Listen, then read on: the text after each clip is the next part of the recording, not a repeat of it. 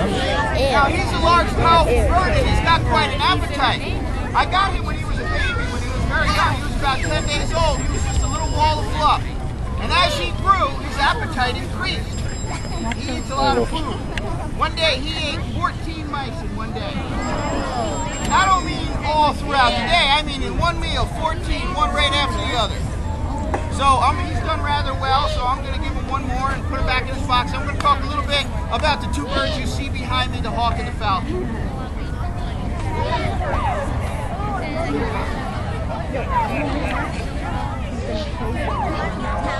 Oh no. Wherever I go, you can follow. Oh my God.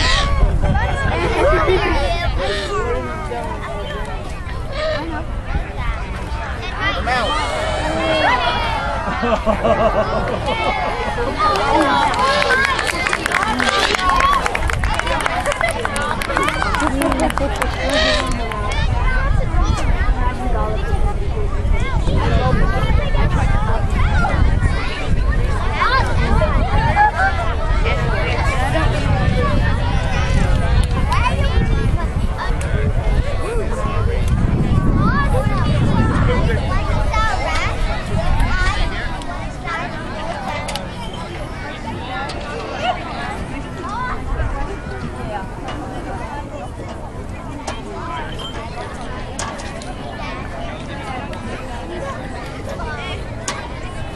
Okay, now, the first daytime hunting bird of prey we're going to talk about is the hawk.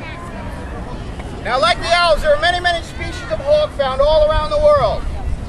This particular type of hawk is called a Harris hawk, named after a person from long ago. These birds live only in the southwestern United States. They are found in the deserts in places like Texas, New Mexico, and Arizona.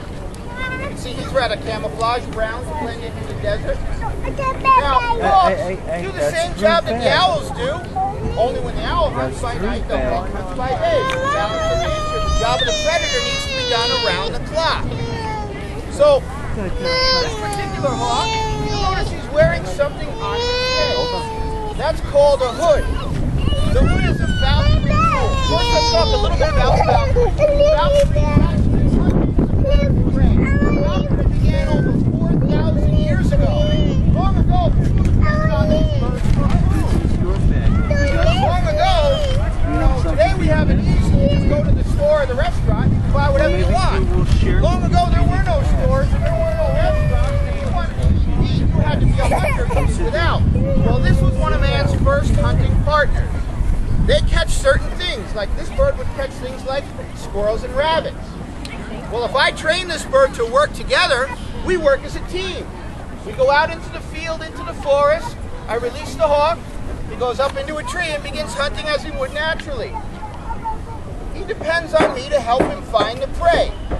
So I make my way around on the ground and try to chase out something for him to catch. He pays attention to what I'm doing because he knows I'm working for him. His vision is very powerful, but his vision is based on movement. In other words, if something holds very still, he'll fly right by and not see it. My job is to go out into the cover, into the bushes, and chase it out. When it runs, he can catch it. He can be offered a small reward, make a fair trade, and the rest of that food can go home to feed the family. That's how it was done long ago when times were tough, to put meat on the dinner table. Now, some of the equipment that we use. The hood, the most important part. That keeps him calm and relaxed. You see, they do have that powerful eyesight. We depend on it for survival, but they can be easily frightened by what they don't understand. I happen to know that he's terrified of bicycles. Earlier today, he was out on his perch and he was relaxing and enjoying the sun. But every time a bicycle or a baby stroller came by, he would get rather agitated and frightened and start jumping at the end of the leash. Now, I don't want him to be frightened. So what I do is put the hood on his head. It's made out of leather. It fits him comfortably and perfectly. He can no longer see. Now, it might sound cruel, but remember, I took away his fear immediately by putting it on. He relaxed immediately. So it's for his own good, and I use it from time to time.